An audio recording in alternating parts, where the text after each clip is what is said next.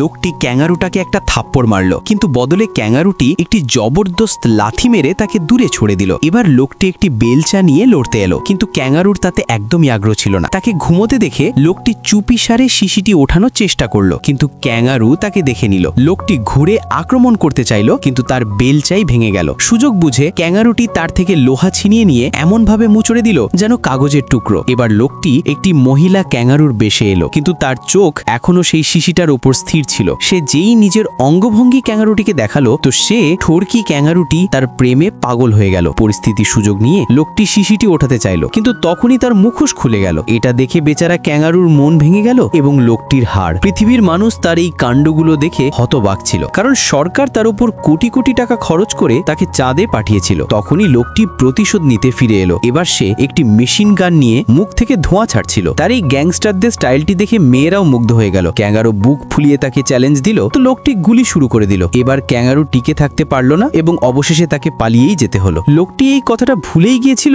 যে তার এই কাজ পুরো স্পেস স্টেশনকে ধ্বংস করছে। যেই লোকটির গান পুনরায় লোডিং এ লাগলো, তো ক্যাঙ্গারু আঘাত করার সুযোগ পেয়ে গেল। এই টানাটানির মধ্যেই পৃথিবী থেকে আবার সংকেত পাওয়া শুরু হলো। এটা দেখে লোকটি আনন্দে কাঁদতে লাগলো। সে ক্যাঙ্গারুকে বলল যে এখন আমরা আবার পৃথিবীতে পা রাখতে পারি, এই জন্য তোমাকে আমাকে সাহায্য করতে হবে। কিন্তু ক্যাঙ্গারুর তো তার উপর একদমই বিশ্বাস ছিল না, অন্য কোনো রাস্তা ছিল না। এই জন্য দুজন স্পেস স্যুট পরে বাইরে এলো। তাদেরকে চাঁদের অন্যদিকে গিয়ে একটি স্টেশন থেকে নিউক্লিয়ার বোমা আনতে হবে। যদি তারা দুজন সূর্য ডোবার আগে না পৌঁছায়, তো গাড়ি বন্ধ হয়ে যাবে। দুজনেই নিজেকে জাগিয়ে রাখার পুরো চেষ্টা করছিল, কারণ গাড়ি বন্ধ হওয়ার মানে হলো মৃত্যু। পৃথিবীর মানুষ তাদের এই বীরত্ব সরাসরি লাইভ দেখছিল। কয়েকদিনের যাত্রার পর তারা স্টেশন থেকে নিউক্লিয়ার বোমা খুঁজে পেল। এখন এটাকে স্পেস শিপের সাথে যুক্ত করার দেরি ছিল। তখনই ক্যাঙ্গারু নিউক্লিয়ার বোমার সাথে অশান্তি করতে লাগলো। এটা দেখে লোকটির খুব রাগ এলো। এই জন্য সে ক্যাঙ্গারুটিকে একটি বাক্সে বন্ধ করে দিল। এখন সে সময় নষ্ট না করে স্পেস শিপের দিকে এগিয়ে যেতে লাগলো, কিন্তু তখনই ক্যাঙ্গারুর বাক্সটি গাড়ি থেকে